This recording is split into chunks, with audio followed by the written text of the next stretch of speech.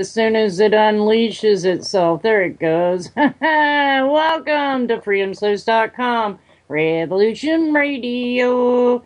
It is Tuesday. Do we believe that? It's just tremendous Tuesday. I hope everybody's staying warm.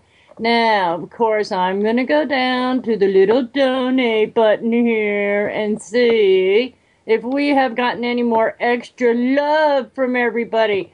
Woohoo! We've got 23 days and we got 2,000 to go. Everybody donate, everybody donate. Otherwise, we won't have special things like what is happening today with my guest, Peter Moon. And if by chance you didn't catch the show today or you didn't catch the other shows, you can get the archives. And for $5 a month, it is such a deal that we need the support, and I'm really happy I saw that number go up. Oh, I'm so excited. And that we're going to be here. And hello, Mr. Peter Moon. How art thou? Hello. Can you hear me okay? I can hear you fine. All right. Well, good afternoon to you. And where would you like to begin? Give a little rundown of who you are. And I spelled guest wrong. Oh, that's so funny. Because I know you're an author, and I'm very spelling or grammar wise, so you'd be better to say who you are and what you do. Okay, I'm a writer and publisher that's published over 20 books and written about as many, cool. Authored or co-authored, and I'm primarily got into this business through the association I had with Preston Nichols, who was a scientist, one of the foremost experts in the world on electromagnetics. Mm-hmm. And he worked for a project, a secret project in Montauk, New York, at the eastern end of Long Island. And we wrote a book about his experiences there, where he had a sort of another identity that he wasn't fully aware of. And he was under the influence of mind control at that point. And having an alternative, literally an alternative reality. And the book was the Montauk Project Experiments in Time, because they were experimenting with the mind of man, very sophisticated experiments, very brutal experiments to open up their latent, or some might term it psychic ability to affect things in the environment and the people around them. Is it the MK Ultra situation? Well, yes, but the MK Ultra really sort of has its heyday in the early 50s, mm-hmm. and throughout the 50s, and kind of morphs into something called Monarch, and then a lot of it has its own little manifestation in the Vietnam War, where they were doing experiments, psychological, psyops, not experiments, but warfare, conducting warfare. And you'll see it in a movie, Jacob's Ladder, which alludes to that. And it's basically called the Phoenix Program or Phoenix Project, Project Phoenix. And this, along with many other aspects of history, including the Philadelphia experiment of 1943, the Nazi research, it was carried forth at Brookhaven Labs in Long Island, and it culminated in the 1970s avant-garde experiments in time manipulation, time control, which was primarily throughout the 70s and extended into the early 80s at Camp Hero, which was the Air Force Station in Montauk, New York.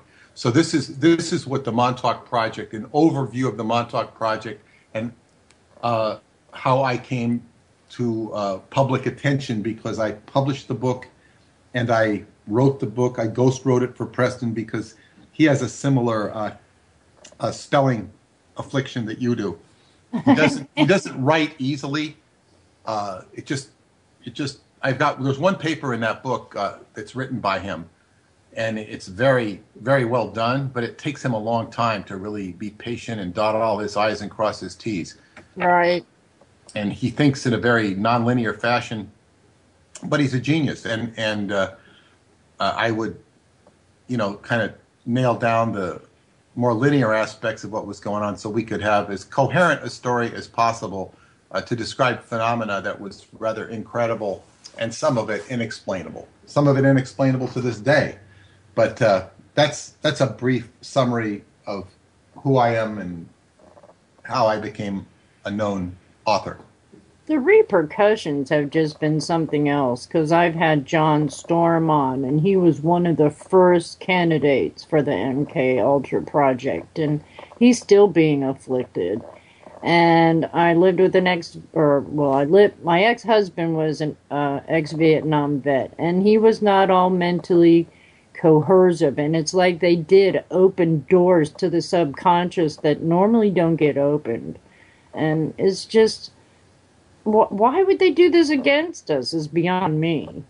Well, I mean, that's a question of eternity. Why would anybody do anything against us or against you? And this is a word that in the English language they call Satan. Satan means adversary. So we live in an environment that is, well, I don't know that it absolutely has to be, but for most of us, it has aspects of an adversary. If you don't do X, Y, Z, you won't eat. If you don't do X, Y, Z, you will die. Some people grow up into situations where they're being bullied or otherwise abused. Mm-hmm. That's an adversarial condition. Some people have a tendency to fight the adversary, but you know, this goes back into Buddhism and a host of other religions. You know, we're born into a situation of this is the samsara, or illusion of suffering and pain and all this sort of stuff that the Buddha wanted to alleviate. So when you say why, this is a question that goes back into eternity. What are we doing here? Perhaps the most cogent way to address evil is to look at it as a challenge to learn and not become prey to it or its machinations. I agree totally. That is really factual and true, because we have a bigger cosmic there's a bigger plan, I believe. It's not just the simple, superficial, apathetic beings that are mostly witnessed these days, anyway. And when you talk about Mr. Storm, who I do not know, I'm not familiar with Mr. Storm, but one of the first things I might recommend to him is that he change his name. Because when you have a name like Storm... Yeah, I know, right? I do get the drift that words create, so I know where you're coming from. Yeah, he might do better to change his name, take on an Indian persona and call himself Gentle Wind. Oh, there you go. That would be nice. Well, he's also a Celt, or a warlock, I guess, or a witch. So, yeah, I'll introduce you on Facebook. He's a very special man. I've had a show with him, and he's so big, kind-hearted, but he's being attacked. He was just attacked last week. He was supposed to do my Friday show, and they kind of did him under for a while. But he's alive, and things are good, so I'm very thankful. But the manipulation of feeding off of our true trying to be common, good-hearted beings and just completely reversed, it really is a stamina that we have not been taught. Well, you know, you're very right about that, and I will share something with you that is one of the most valuable things I have to share, and I'm not always afforded the opportunity to share it because people are often very, not only closed-minded, but their conditioning. It's all about their, you know, we talk about the MK Ultra stuff. We talk about the media, the way people teach in school and the way medicine is and all of these sort of things. But one of the problems with all of these things and the orientation we're given in this life is we're not taught how to breathe. Right. We are not taught breath. And there is a book, and I'm afraid I'm not gonna say its title correctly. Prayer of the Cosmos, I believe, is the title. I can't name the translator. The author would be the character that is more popularly known as Jesus, where he actually goes into the Aramaic and translates the Sermon on the Mount. Cool. And what it meant, and it's all about breath. It's not what comes out in the common interpretations. It's all about breathing and breath, because breath is life. So when you breathe, you have an opportunity to fill all your lungs. Most people are breathing at small lung capacity, very small lung capacity, which seems to be correspondent to their brain capacity. So when you get to breathe all of this, and you get to operate with a full deck, or a fuller deck, all of these trifles that go on, or these personal attacks that people get involved with, they become unnecessary, because one does not have to engage. The only reason one is being attacked is because one is engaging in the attack on some level. And of course, what I'm talking about when I talk about the breath is, and I was introduced through all of this through my Montauk research, because I attempted to verify that this project did in fact exist. Well, I knew it existed in some form, but I wouldn't say proof that it existed. I wanted evidence that would be more expository. And of course, as the data trail had been shred, and I, recently met Douglas Dietrich, who was assigned to shred such information. What were you going to say? Love Douglas. Pardon me? Yes. I love Douglas Dietrich. To me, it was his job to shred information like this. I don't know if he shredded anything on Montauk. I haven't asked him that yet.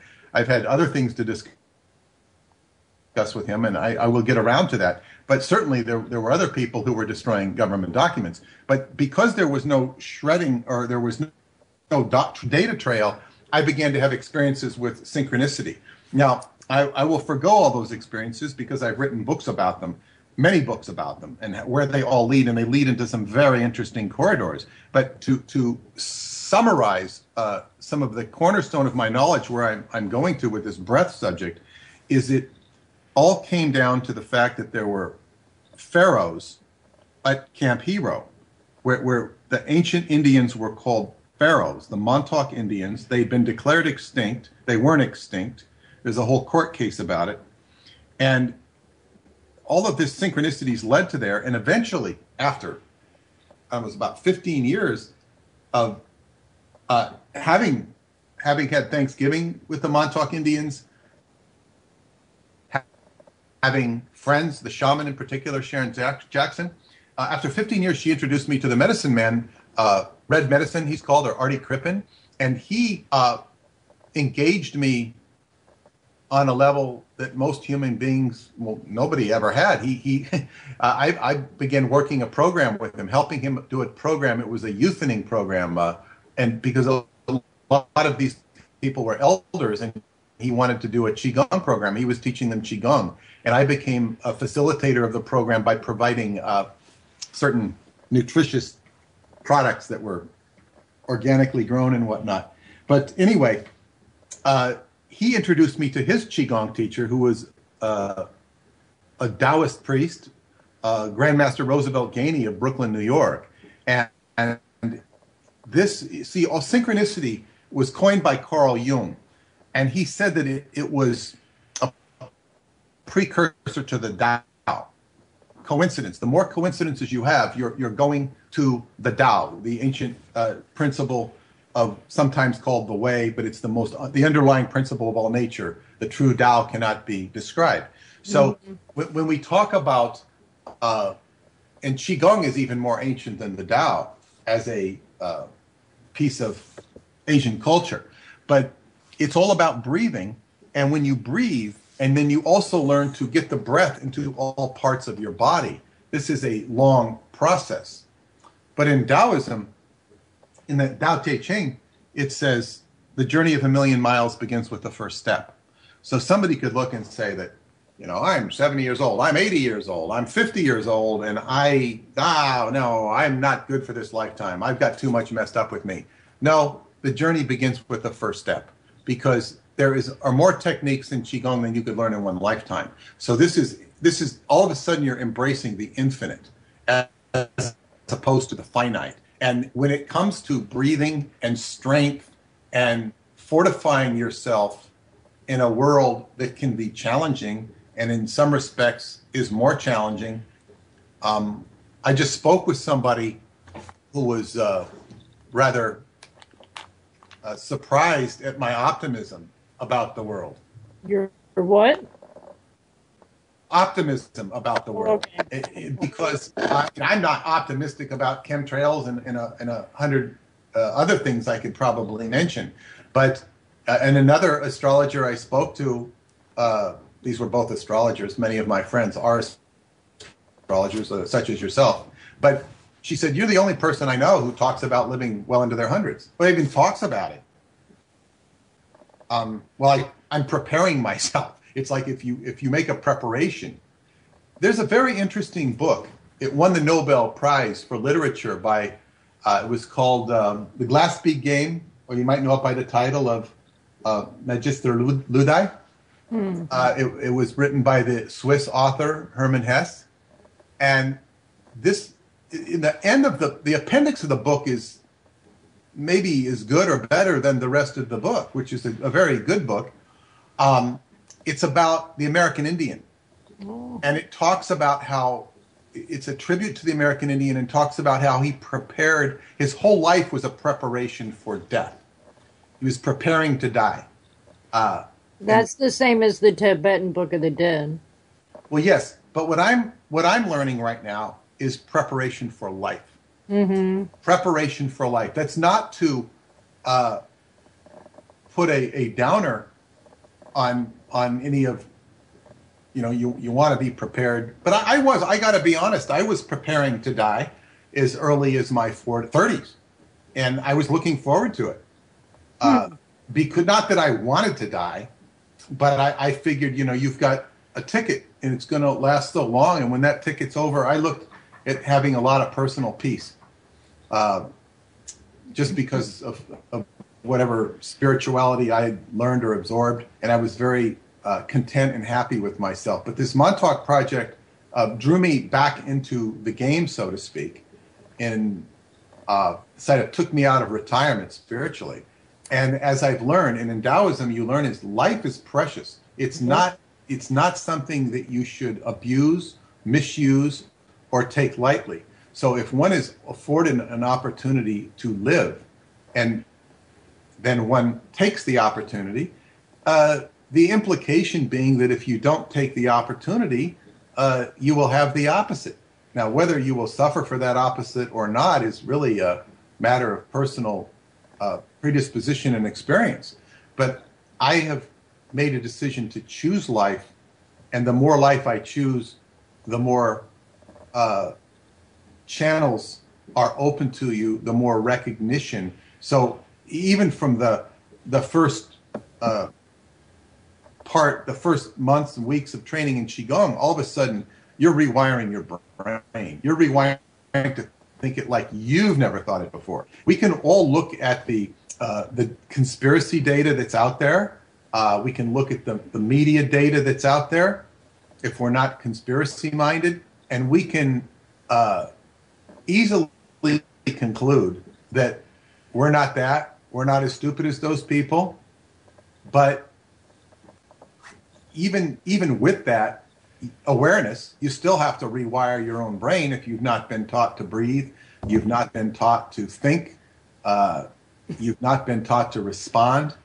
There's a whole treasure chest of things to learn, and I find myself wanting to learn all sorts of new avenues of consciousness and intelligence that I wouldn't have been open to before. Even though the body of work that I do is very fascinating and intriguing, this is sort of complementary to the body of work I had been following.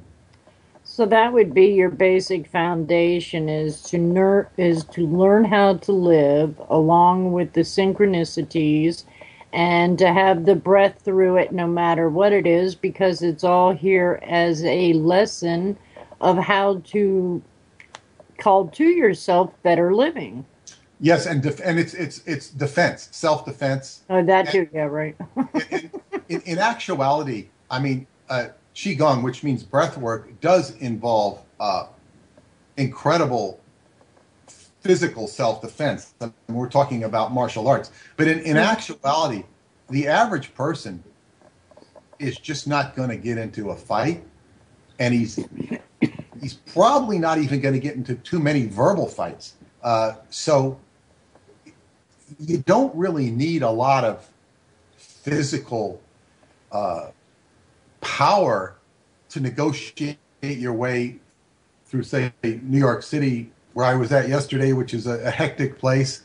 Helps to have strong legs and walk around and some stamina, but you're not.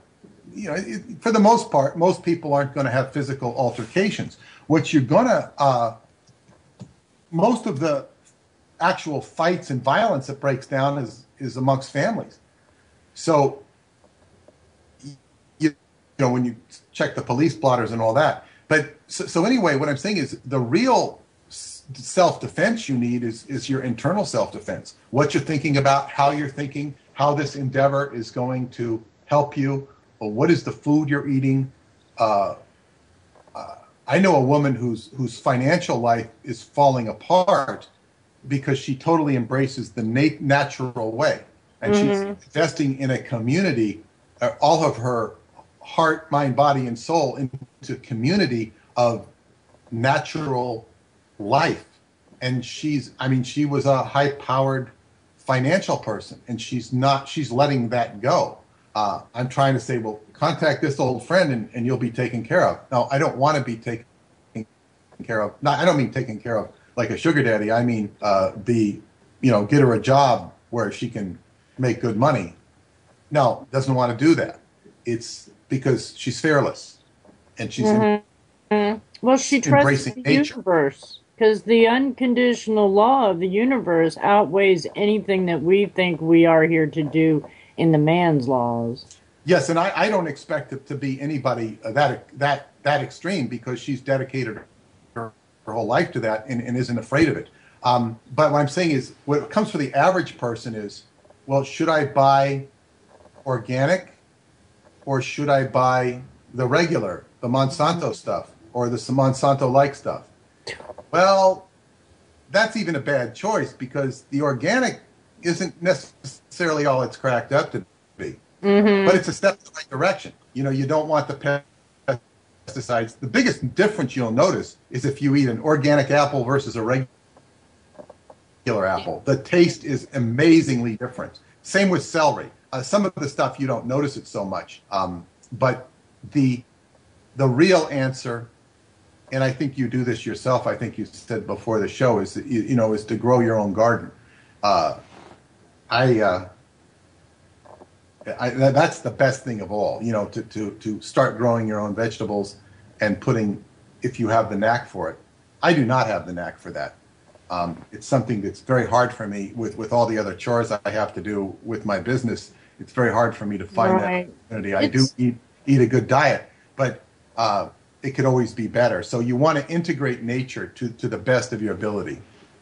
It's the unconditional love for self, because because I'm a mother of 3, and I had to learn a lot through growing and raising my children, because I didn't want them to go down the same path I had to be raised on. So my spiritual came through the not wanting to be like everybody else. And I've experienced a lot of years of Tai Chi, not personally done it, but my housemate at that time, he did it for 12 years, and I was always there. And when I saw what did you say? The other one. So we're on a break right now, but it is a state of mind, and we'll be back in state our mind. Hold on, guys. Get your coffee, take a potty break. We'll be right back.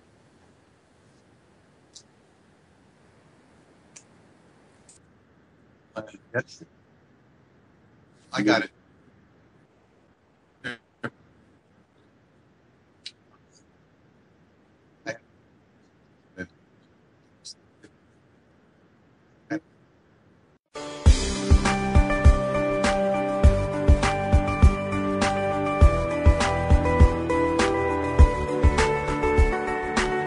Transcending time and space, let us take you to the place inside your mind where thoughts divide and mysteries unwind. Join us every Monday evening right here on Revolution Radio at freedomslips.com from 8 to 10 p.m. Eastern Time. And you will catch the Fenton Perspective with our great host, Lorian Fenton. Come listen in as she shares her amazing stories from the past to present, along with all of her guest secrets to the future.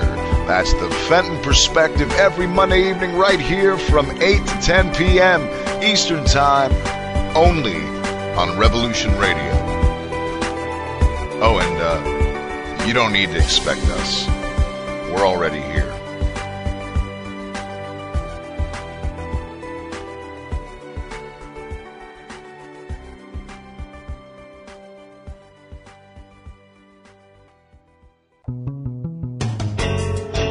Hi everybody, it's me, the Fetch, host of Inside the Eye Live. Before the Sunday mainstream media political pundit talk shows, there is Inside the Eye Live, where we break down some of the weekly mainstream media talking points before the talking points even get aired.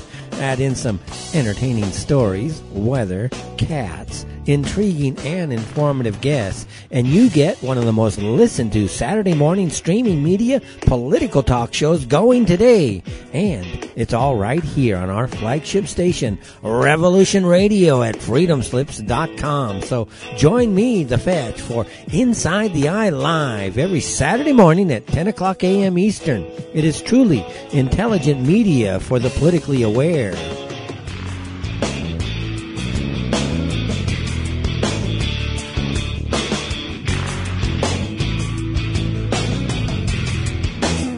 Ho, ho, ho! Merry Christmas!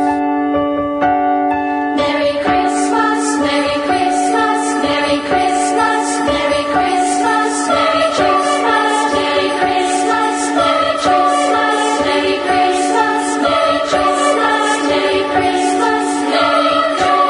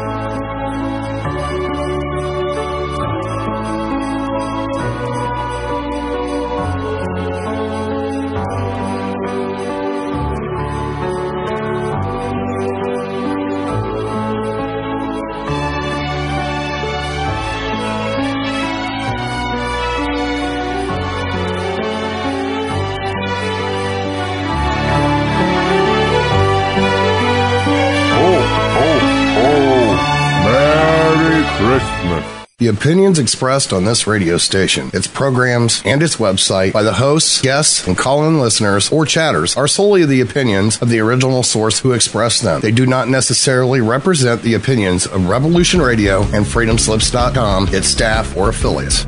You're listening to Revolution Radio, freedomslips.com, 100% listener-supported radio, and now we return you to your host.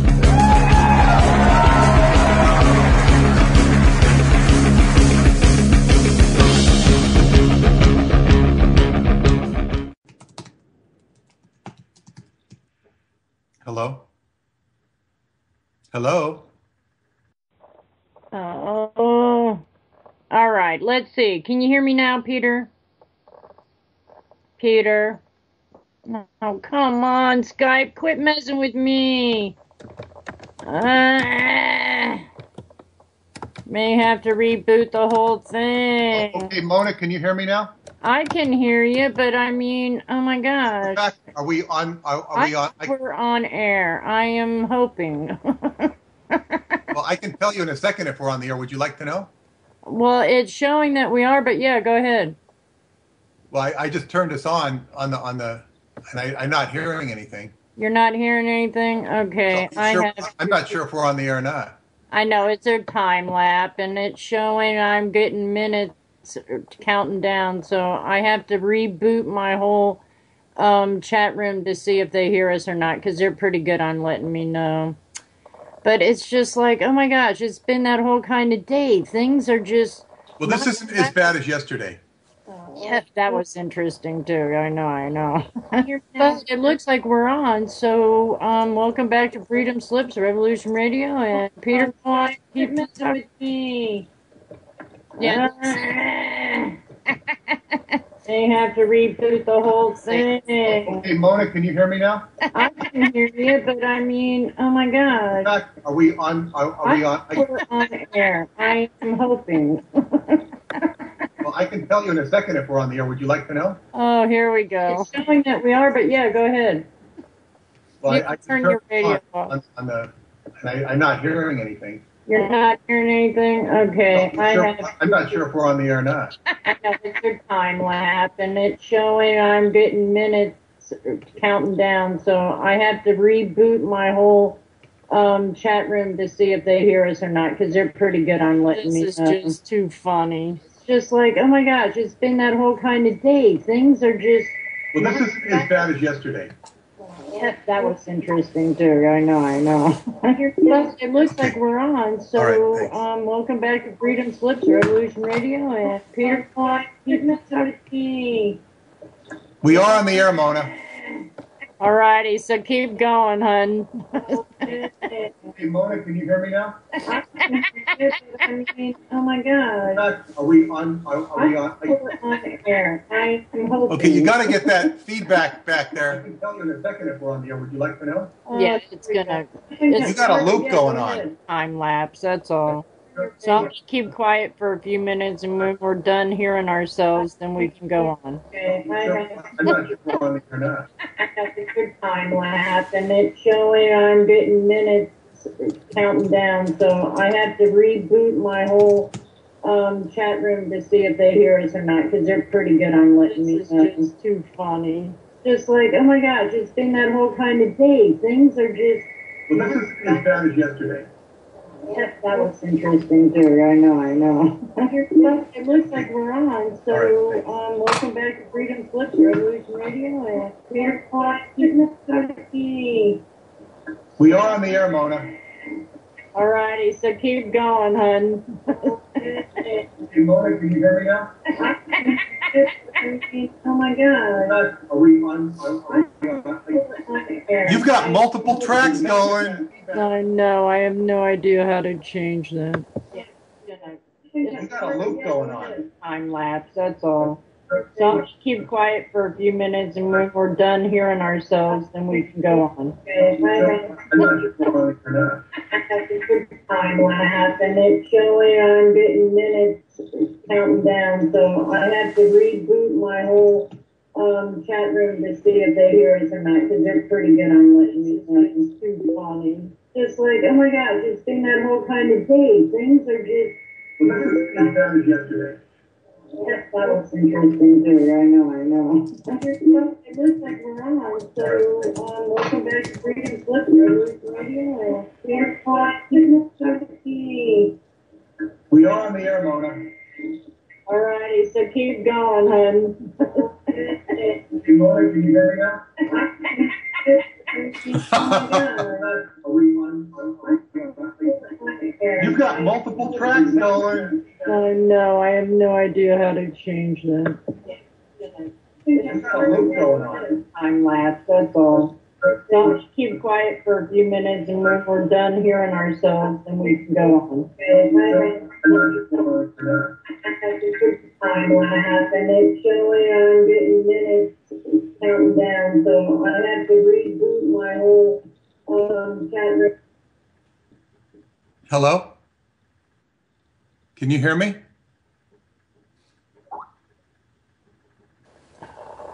Okay, we are back here somewhere, I think. In one dimension or another. Woo, Okay, woo, can you hear me? Yes, Peter, I can hear you. And it looks like we're still on air. So let us try again and see what kind of parallel dimension we can go to. Well, I just have to say that with all this looping, I don't know what the hell was going on. Me But neither. but with the cackle, you were sounding like a witch cackling with all this chaos. It was very good sound. The cackling was good. Hey, it's just me personally. I wear many jackets. Exactly, but amidst all of this looping confusion, it sounded like there were multiple timelines going on, and I got a few messages. Yes, we can hear you. So, where would you like to begin? Are we talking it here?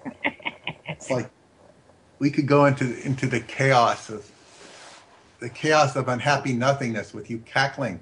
I know, right? Where did we leave off? I really, at this moment, have no clue. Then where would you like to begin? We were talking about qigong and the Tao and Yeah, the defending yourself from the breath, right? yes, and defending yourself on a very personal, basically mental level, because the breath is the mediator for the body, mind, spirit. So breathe well and you will live well. And we were talking about choices one has to make. We were talking about food, organic food. I was introducing you to the idea of biodynamic food before we got on the air, which is a word coined by Rudolf Steiner, which is various procedures that are quite ancient to actually put life force into the food, into the seeds, the whole growing procedure.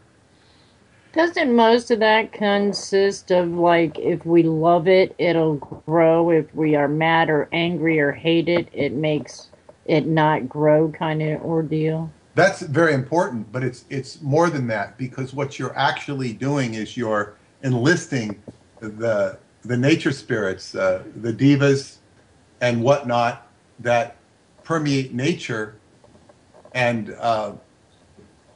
that obviously I know one nature lady who I've met at various places, and she is just got a natural thing. I mean, you can see the nature spirits around her. She's just you've heard of the Green Man in Celtic mythology. She's the Green Woman.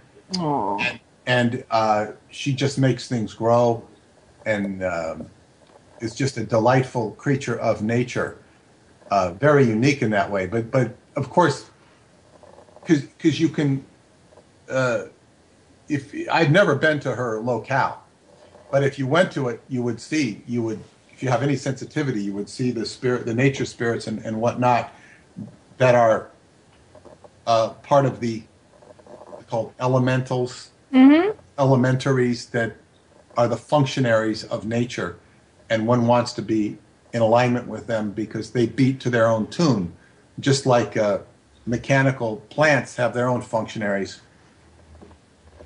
Just like a mechanic, certain mechanics can touch a car, be near a car, and it'll all of a sudden operate, as opposed to if it's some ditz who doesn't know what he's doing, it kind of breaks down. So you do have functionaries that kind of will things, or just by their very quantum presence, Right. make things work. And this is something that each one of us wants to integrate into nature, because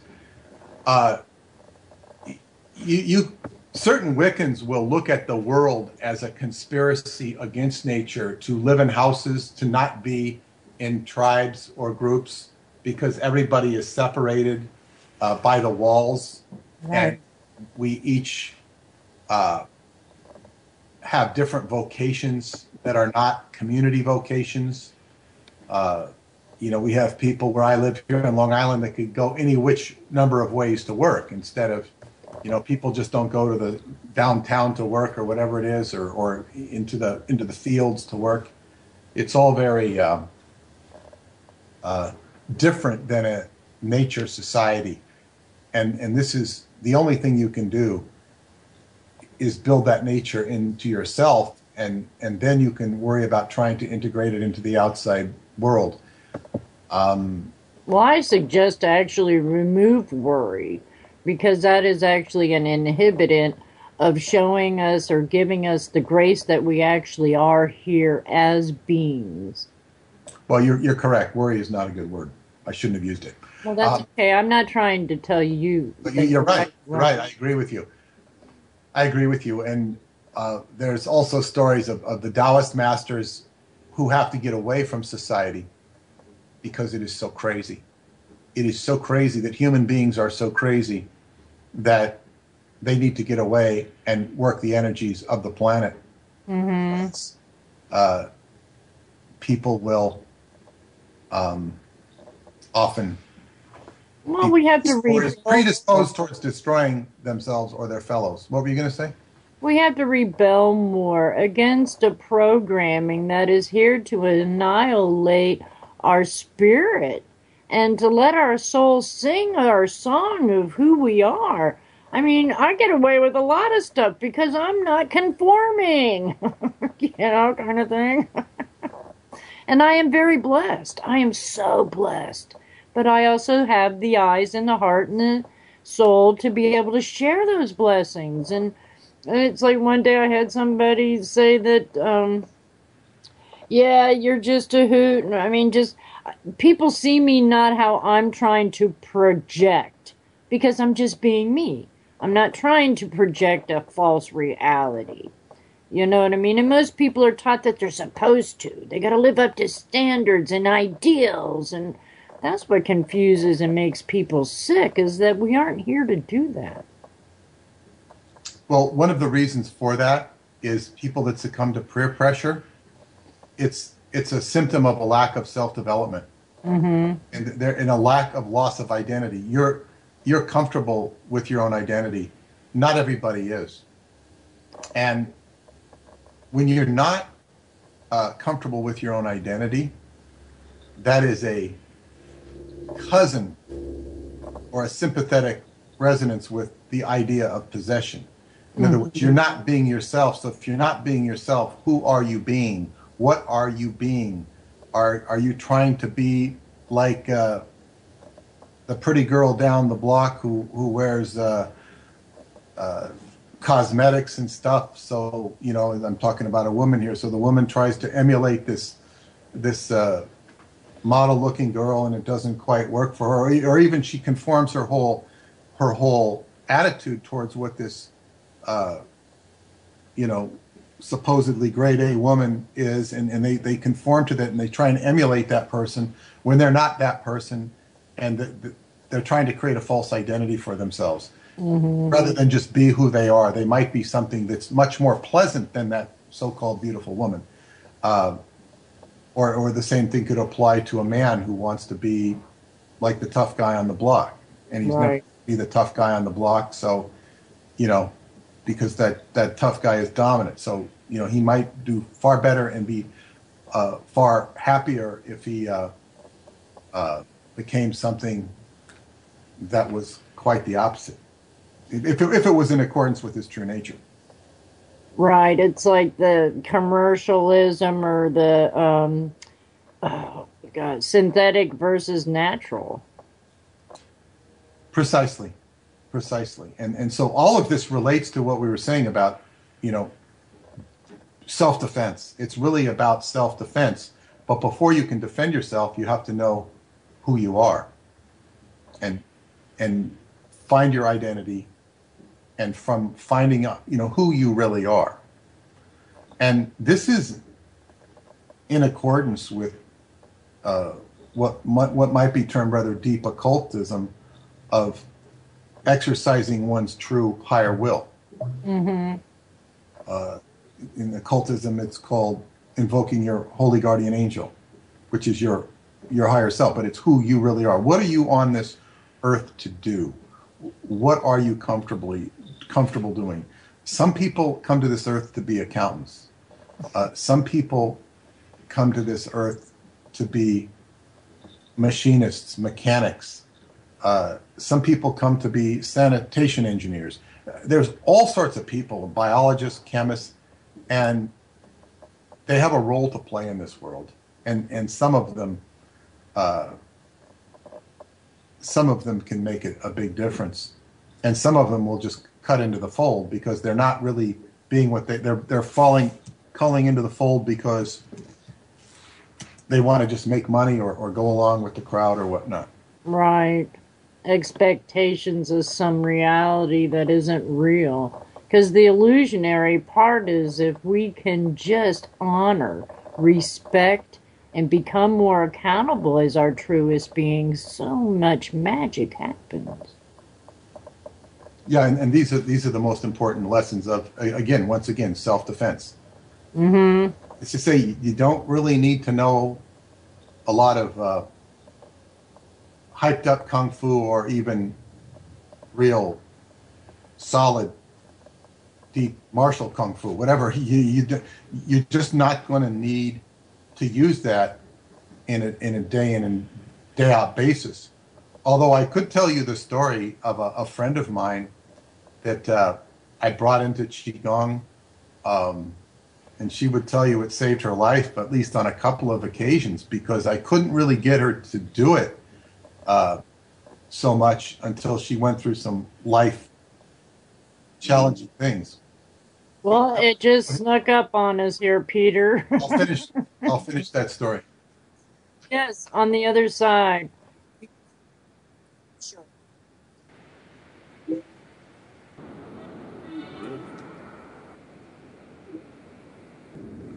Why, thank you, Nighthawk, here at freedomslips.com, Revolution Radio. It has been such a blessing to be a part of this station from the beginning to now. There have been steps that have been climbed and there have been things that have gone away. But we are still here strong, and I think he said we're in our 5th year. Oh my gosh. I think it's great. And so we get to voice our opinions because everybody here, even Peter, is volunteering this time to get this information out there so the listeners can maybe get a little more bright spark in that. And Peter, if you would like to, if you have a couple titles of your books you'd like to put out there or tell us where we could actually go to get them, that would be really cool. The Montauk Project, Experiments in Time, and you can go to skybooksusa.com. You can also look at Peter Moon on Amazon. They're available in ebook format as well as hard copy. You'll see a plethora of titles by me either on Amazon or you'll see all of them on skybooksusa.com. And another recent series I've written as or published and co-authored is Transylvania Sunrise, the whole Transylvania series about my adventures in Romania and what's taken place there. That's a whole nother story. Oh, way cool. What was your favorite adventure that you've done so far? That's a good question. It's hard. I just got back from a very interesting adventure to California, where I'm from, which is maybe a little more complicated to explain. And perhaps the most recent, more grand adventure was my trip to Romania in May of this year, where I was.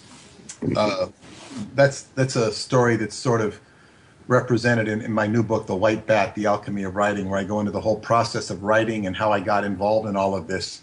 And it's a very simple book. It's a straightforward book that teaches you how to write. It also teaches you some Qigong and teaches you about transformation, transmutation, because the purpose of, ideally, the purpose of any art or creative endeavor or living itself, including the digestion process, is to transmute the lower into the higher. This was the whole purpose of alchemy. But somewhere along the road, alchemy was written in ciphers and codes, and everything is so lost that we have a society that panders to the, I wouldn't call it the lowest common denominator, I'd call it the inverse of the the cubed root or the square root of the lowest common denominator. We're trying to get down into, pointing towards a great deal of negativity in many of the endeavors we see, from the genetically modified food to the chemically modified atmosphere, et cetera, et cetera. Well, don't you think it's just more or less also to get out of life's way and let it play itself out and to not take it personal? Because we've all got so many of the same, I don't want to say victimhoods, because I don't believe in being a victim. I just know that we all have been in the same shoes at one time or another, and then we should let it go, because why carry it like Scrooge did, That's an excellent point of letting it go. And we have a principle in Qigong: any tension in the body will impede the fluidity of the life force. And that tension just doesn't apply to the body. It applies to the mental and emotional field. It's like if you put up a dam to something, you block your emotions, you block your thoughts. That dams up the life force. And and that's where the Tai Chi comes in handy before the Qigong that you were saying, because they learn how to get out of the way, to go with the flow of how the body does direct itself in movement. And if you do enough of it, it's subliminal where you don't even have to think. That's exactly correct. That is totally correct. And that the power inside you, like you said, with the breath from every cell, you can move mountains. You're right. Pyramids. Yeah, that too, right? But let me finish that story. I was saying is this friend of mine who she was only able to embrace Qigong to the point where she could come to the classes after suffering a near-death experience. And it was not her first one, but it really helped revive her in a lot of ways. But so anyway, and I'm talking about, I said there's not always a lot of need to defend yourself physically in life. She was on the subway in Manhattan, and this, character was skateboarding down the subway platform at a very high and irrational speed, and you don't want people on skateboards down there. Right. I don't want them down there. So anyway, he's coming along at a very high clip, and she is behind a girder to some extent, but she's going to get clipped. And not only is she going to get clipped, but there's this old lady who's, maybe 10 feet away, who's going to get smashed, but good. And so she just, it's hard to describe this process, but it's kind of when you just expel your breath and move to one side. Mm-hmm. It's a very foundational exercise, which she learned in large part through me, because I was the only one in the class doing it. I really did it. I was doing it for over a year, and she knocked this guy who was going at a high speed, just knocked him off into the platform. He went flying into the tracks with his skateboard and all. And she not only saved herself, she saved this lady. Had that been me who was in her position, because I'm agile and quick, I would have probably just stepped out of his way rather effortlessly, and he would have smashed the old lady. Not that I wanted the old lady to get smashed. I would have just been looking at self-preservation. Mm-hmm. Her self-preservation resulted in this old lady being preserved as well. But I'm saying is that was a very live physical application, and her amount of dexterity in doing this exercise, I've been doing this thing for years. Cool. And she'd only been doing it a modest amount of time, and she was able to just boom, employ this. And so it had a very invigorating aspect. The guy was, I guess, brought up off the tracks. Somebody helped him off the tracks, and she got out of there real fast because, she didn't need to be lingering around. Yeah, exactly. But do you think it might have been because of the female nurturing part than the male preserving self. Well, she just acted in self-defense in context of what you call the primordial mind, which is at the top of the back of your head, where a Jewish person would wear a yarmulke right in the center of there, or the Pope or a Tibetan Lama might wear one of these hats, these caps, skull caps. Right in the center is your primordial mind, and that is something you want to operate from in Qigong, and not the third eye, not the so-called third eye, because all of your wiring goes back there, and it's literally, if you want to see a lion flash out its paw at you, he's doing it all from a primordial point. A lion can move so quick. You know, Muhammad Ali is one of the fastest people we've ever seen in sports, in the boxing arena for sure. Just really quick, and that's why he was so successful, because he was quick. Well, watch a lion sometimes, or any other animal. They are so quick, and it's all a matter of cultivating the body, and it's a slow process. So that, for example, I have a friend who's a Tai Chi master, and he's one of my fellow students. He's got quite a formidable reputation in New York, and he explained to me one time that 3 of his students sought to attack him. And he didn't grow up in the best of neighborhoods, to put it the least. And sometimes these people will challenge him not from the best places of their own mind. You know, they shouldn't be doing it. It's actually not only rude, it's disrespectful, and more than that, it's stupid. Because he said the next thing he knew, they were lying on the ground, and he did not know how they got there, except that he had done it. You know. They all sort of attacked him at once, and I suppose it was a playful attack, you know, because they were his students. But they all ended up on the ground, and he didn't even know how it happened, because what you call his guardian chi. Guardian chi was in place, and that's another thing. Is you know, your chi is your life force, it's your breath, it's your spirit. You always want to have your guardian chi in place. I'm sure it also helps with intuition, so you can preconceive, so then you can just let things happen.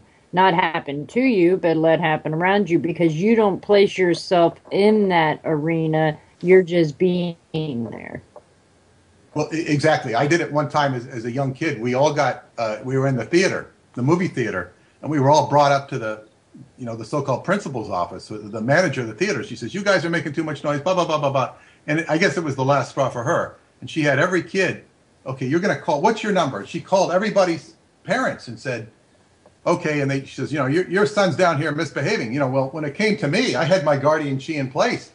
I had her call a phone number. I gave her a phone number, which was to a phone booth in town. Nope, no answer. Oh, I guess your parents aren't home. All right, well, just go. Don't do this again. You know, I was the only one that didn't get in trouble with their parents because I had my guardian chi in place. Right. You know, I could think quick. I didn't even have to think, oh, should I do this? I'm going to do this. Can I get away with it? You know, I'll never see this lady again, probably. Right. So, you know, and that's just I was very good with that when I was younger, as far as like, you know, the thinking capacity, like how do you put yourself in place? When you engage it in a more, you know, physical sense where your life is threatened or potentially threatened, then it takes on a whole new meaning. But it's something that anybody, I used to hear the story of my grandmother who picked up a rock and killed a rattlesnake that was threatening my mother when, you know, she was little. They lived in Arizona, and my grandmother went back and tried to pick up the rock and could never do it again. She wasn't strong enough. That was her primordial strength. Right. So, I mean, you've heard stories of primordial strength and whatnot. Mm-hmm. Even in madmen who can literally be stronger, they have an insane strength. So one actually wants to work to where one develops this 7th level of strength in the tendons, bones, and the fascia of the body. the fascia is very important, and it's a very poorly understood medium. Fascia is the connective tissue you see in a chicken. When you cut open a chicken, you see that viscous, sort of white, thing you peel off if you want. That fascia goes throughout our entire body, and that's the network you want to connect. Our bones are made of fascia that hardens. Our cartilage, our ligaments, our organs have fascia. It's different types of fascia, but they're all fascia. And this is basically what we're made of, all of it stemming from the navel. So it's a harmonic kind of thing, like with the chakras and the colors then, right? Because it's a vibrational existence that we are actually here through. Well, the chakras and the colors permeate and manifest through this, but that's the web. If you want to call it the spider web that weaves its way through the eternity, the infinity of the internal infinity of the human body. And that also is a conduit of the blood. Blood flows through the fascia. Blood travels through the body by veins, but also blood will go through the fascia into the bones, and where the bone marrow is, and where blood is actually created inside the bones. So this is why Qigong is called bone marrow washing. You're literally washing your bones. You're how would strengthening. you do that? You're hardening them. There's all sorts of high-level techniques for building the firm aspect of bones and actually channeling energy through the bones. Bones are the most powerful part of the human body. They can hold up tons, whereas muscles can hold up 300 pounds. Tendons are much stronger than muscles, and bones are even stronger. So this is why you'll see a little guy who's like 5 feet, who's an adept in Qigong. He's channeling energy. He can take out your big football players, your big wrestlers. They're no match for him if he's learned his Qigong, because he's channeling energy. The bones are much stronger. The tendons are much stronger, and most of these football players are muscle, which is, it's formidable. You got a 350-pound guy overtake a 200-pound guy with muscles. Yes, if it's muscle versus muscle. When it's tendon versus muscle, then it becomes a different part of the equation. And that's one of the things, one of the aspects one is trying to cultivate in one's being. And of course, when the fascia is all tied together and communicating, the body's much healthier. One is going for physical health. And if the physical health is good, the body's going to be strong.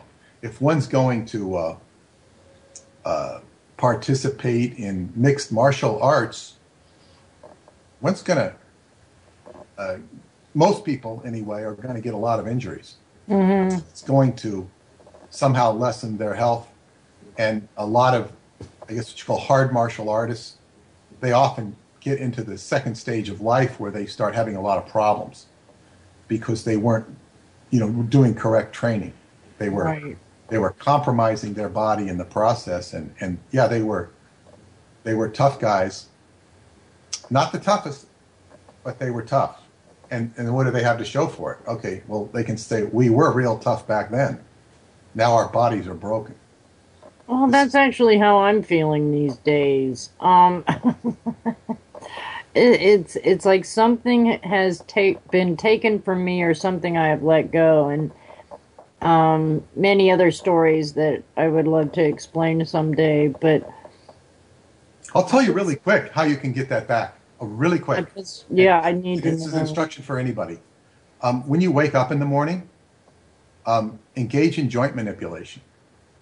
And it's better if you have a 8-ounce glass of water with a little bit of lemon squeezed into it.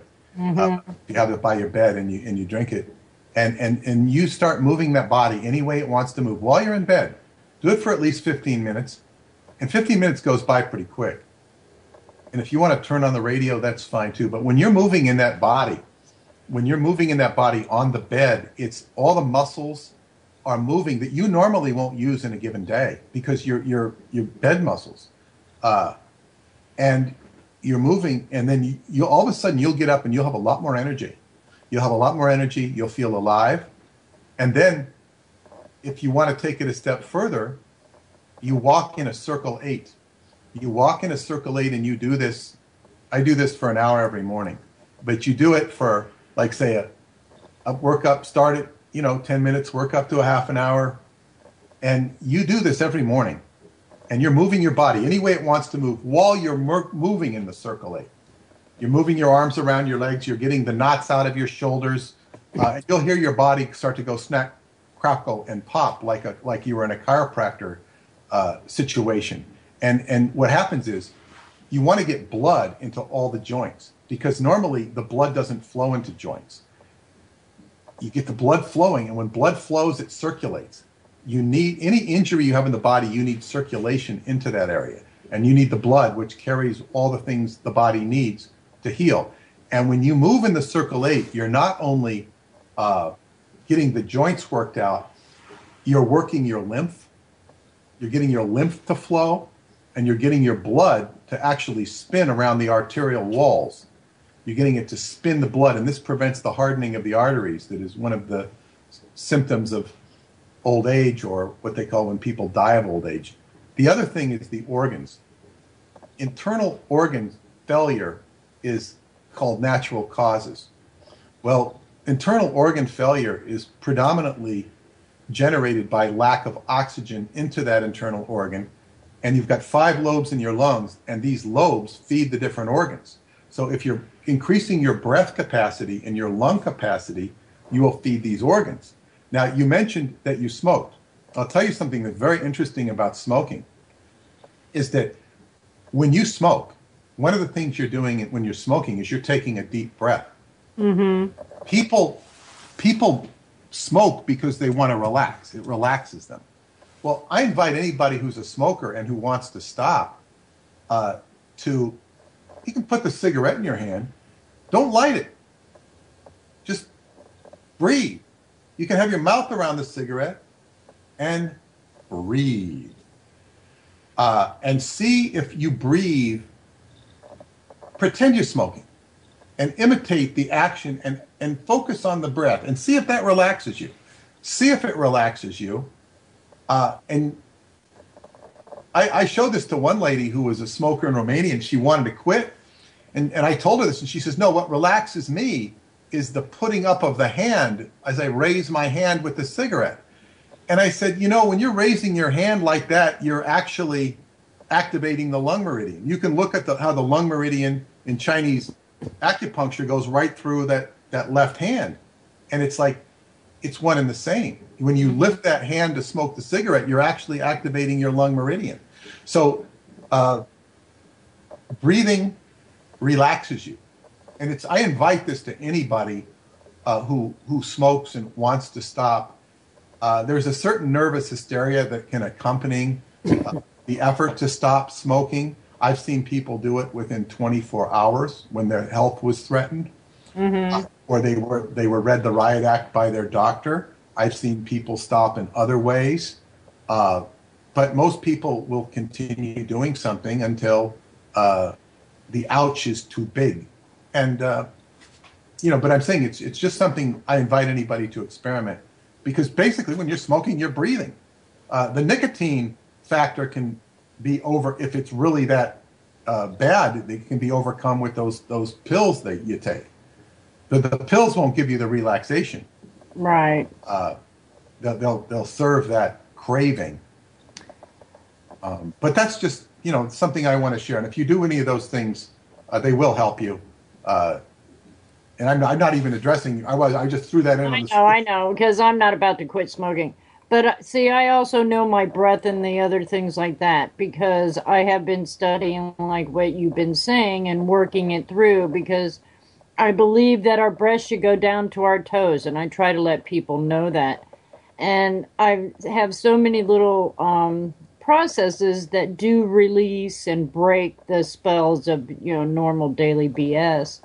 But I seriously, during certain times and conditions, have had, and I don't want to say it physically, but it could be etherically, been manipulated without my knowing or consciously giving consent. I mean, to where my whole body broke down many different times. But when I was also younger, I was the one picking up the half sheet of 3/4 inch plywood building, and I was construction. And so the whole thing is now I'm feeling it at 56, and I've had to be unfrozen, and that I had to learn that I physically don't have to be that man.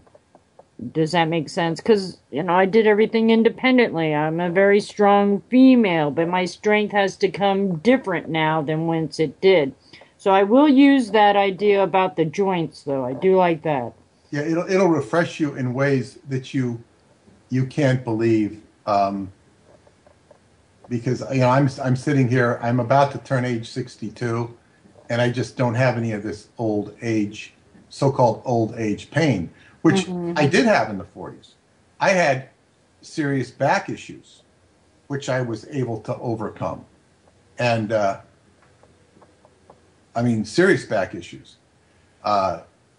And because I do certain exercises, it's just like, boom, I don't even think about those problems anymore. The problems, I think, are in the external environment, what I have to do,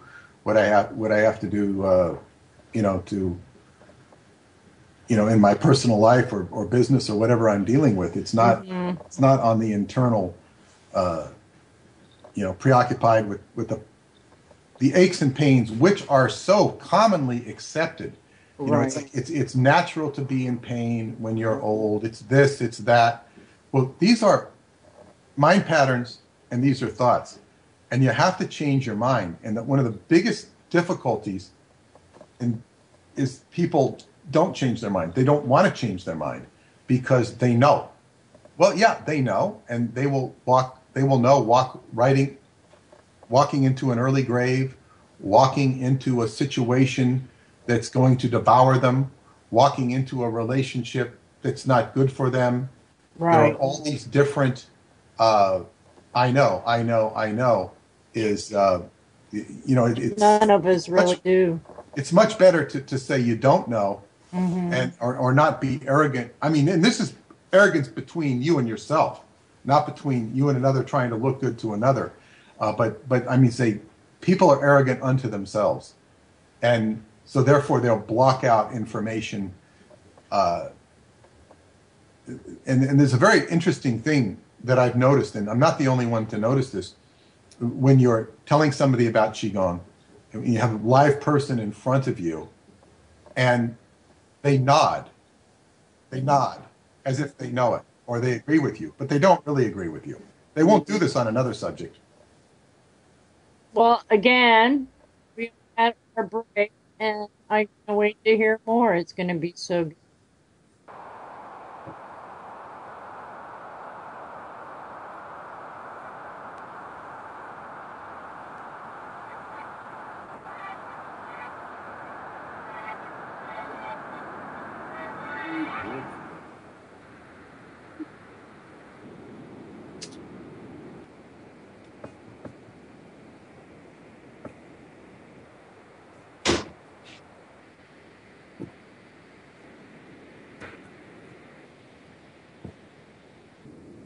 See, I told you we'd be back here at freedomslips.com, Revolution Radio.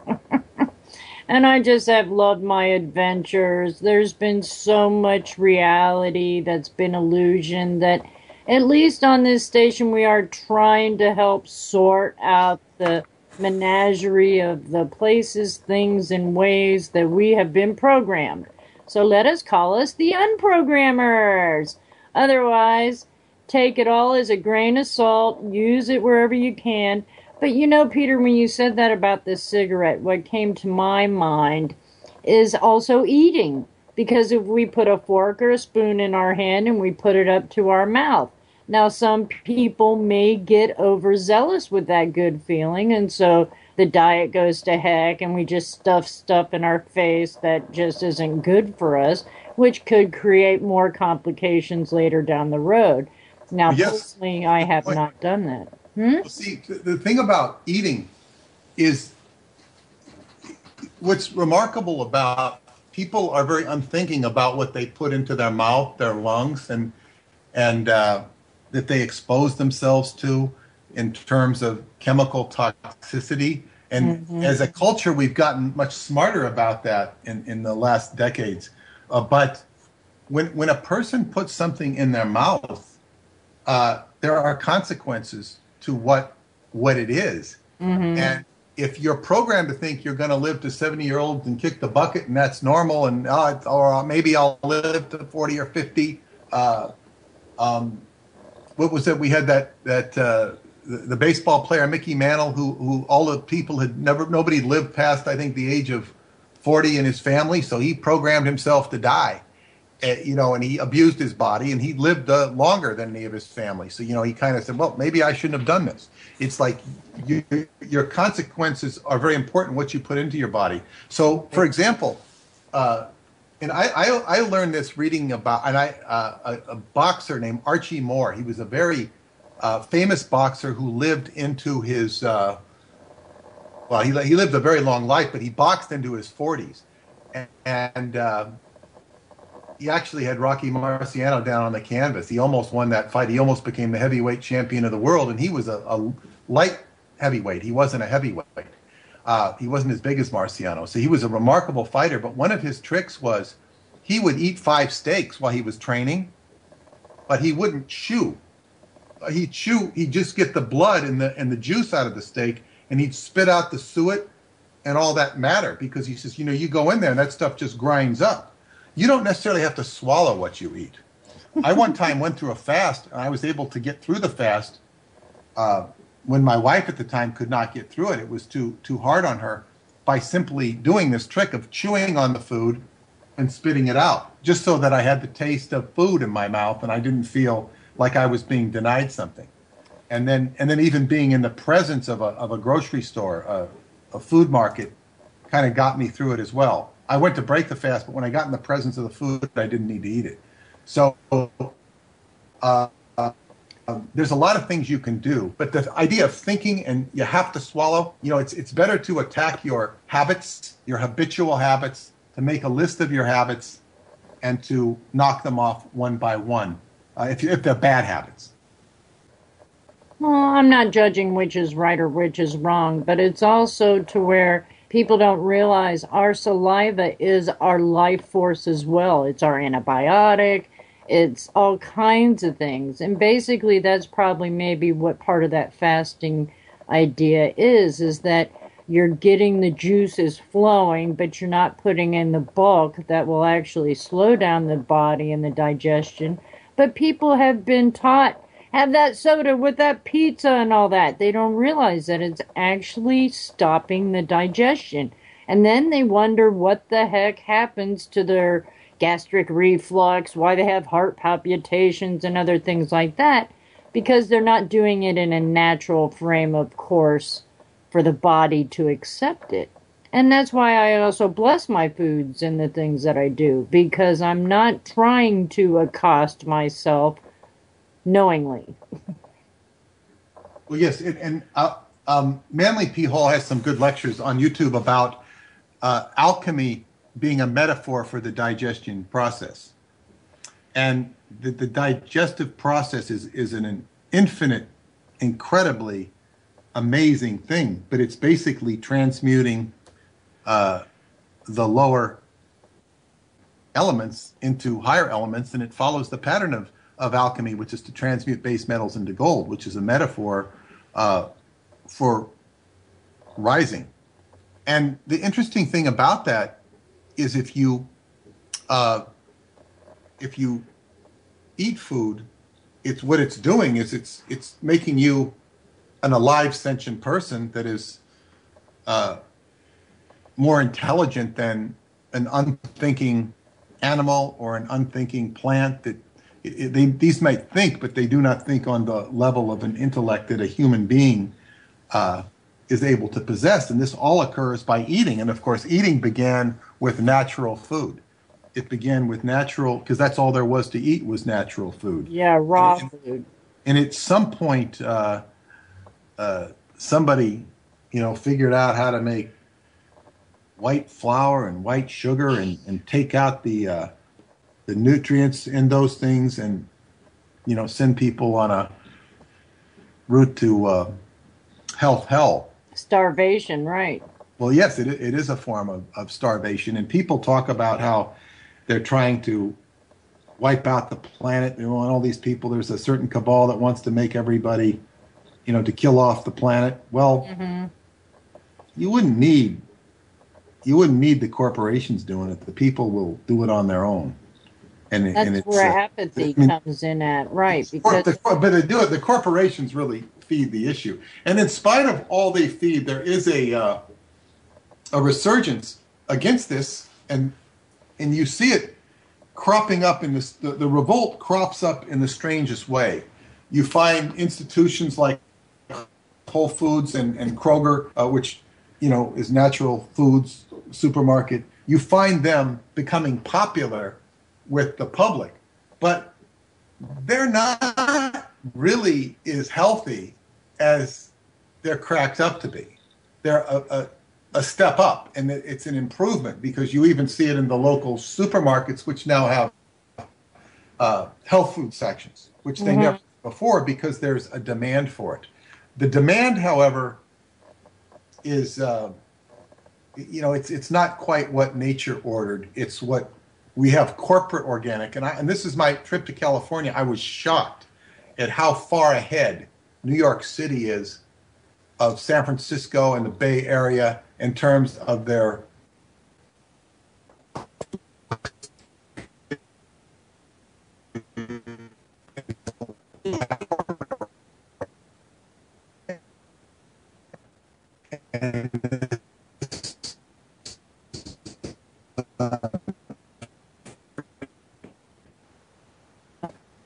so anyway.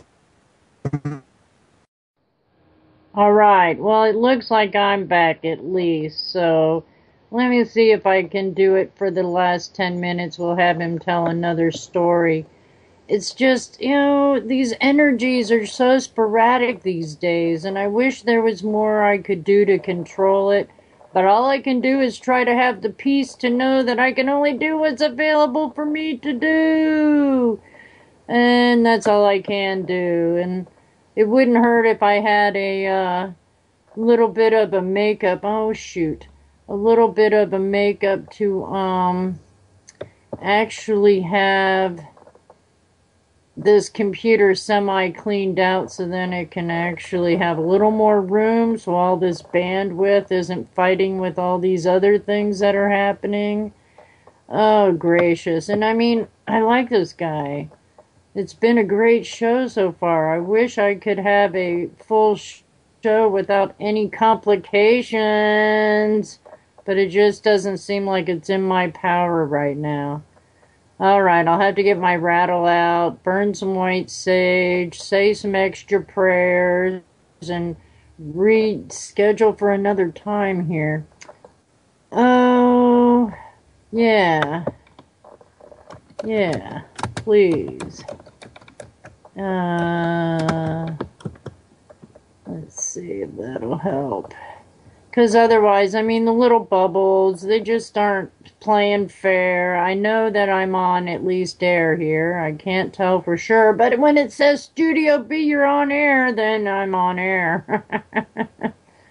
And it's just taking its sweet old time. These energies that happen to do this is just not fun or fair. I mean, why is this Skype doing it? Good old Mr. Whoever owns Skype now. Who was it? Vanderbilt, Rothschilds, one of them guys? Hello? Oh, hey. Whoa! Can you hear me, Mona? We're on air, hon. We are? Yeah. All right, so it's nice to be back. I I want to thank everybody who's been listening to being so patient. I've never experienced such technical difficulties with Revolution Radio as I have in the last 2 days. Never had any such experiences like this before. I really think that we're having other cosmic agendas that are interfering with the vibes going on, so it's not in our control, and it's more or less Skype, actually. I think I lost him again. Oh, darn! Oh, it's just gonna be like we're gonna have to reschedule. Because there's just some days that are like this, and some days have to do, just don't work.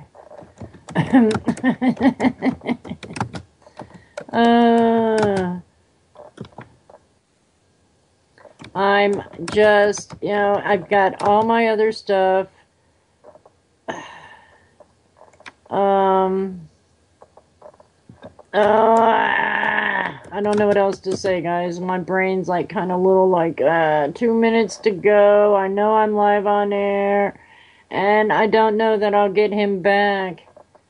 But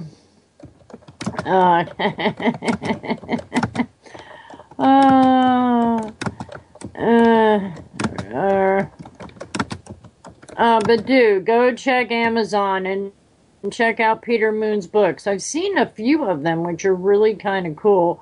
And I had a housemate who just totally enjoys this guy's information and stuff like that, even though she was in fear of most of the truth and facts that he is getting out there for us to learn from.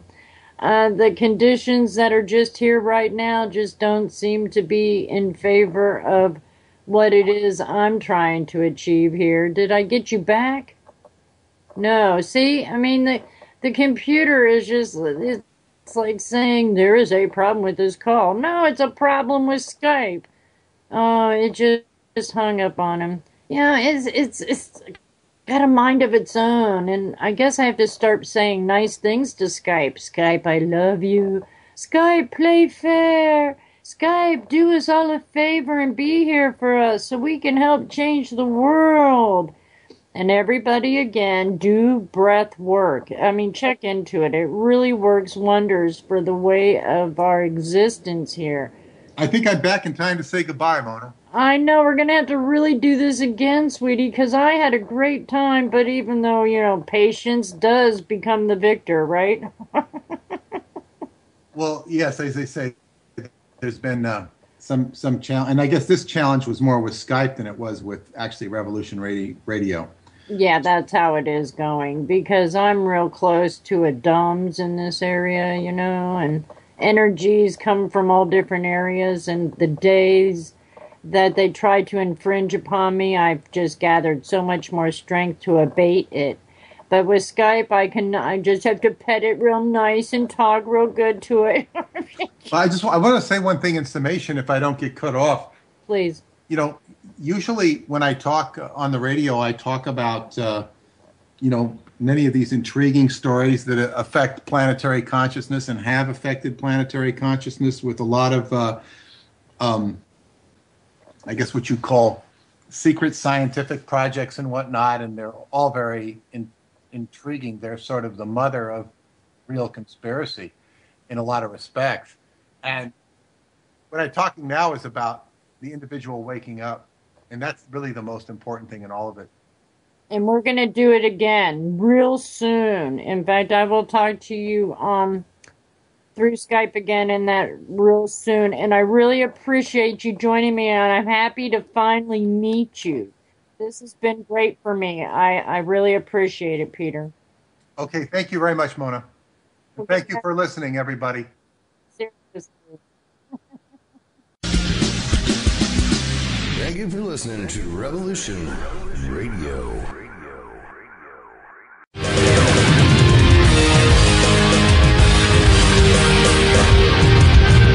I have worked with the CIA, NSA, Templars, and Bilderbergers. Now I work for you. My show will disclose secrets of science and esoteric knowledge. Join me, Stephen D. Kelly, for 2 hours every Thursday night at 10 o'clock Eastern Time on freedomslips.com, Revolution Radio, Studio A. You can also listen to previous shows by going to youtube.com/Free Revolution Radio.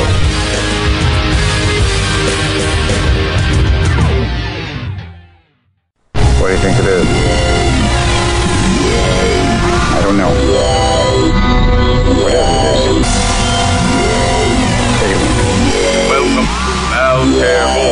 gentlemen.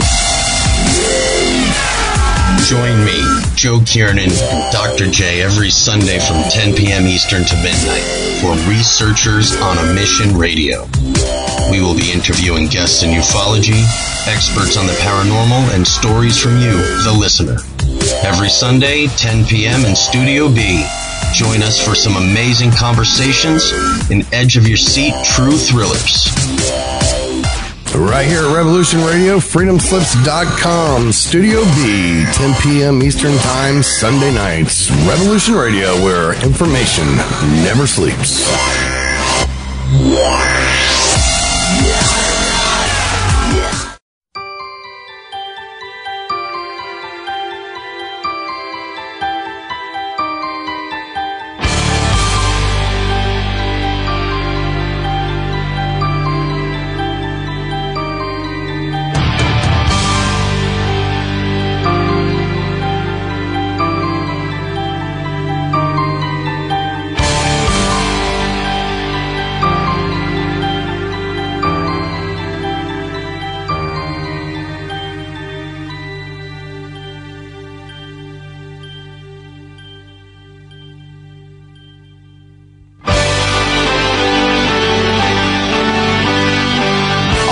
Message to our listeners. Revolution Radio is you. Thanks to your continuous support and participation, Revolution Radio will embark on its 5th year! Woohoo! Bigger and better than ever. You, the listeners, have made Revolution Radio what it is. The #1 commercial-free talk radio station on the web with nearly 24 hours of live programming, delivering directly to you the most cutting-edge information available. You, the listeners, have become some of our most popular radio hosts. You, the listeners, offer feedback that molds our programming to appeal to a worldwide audience.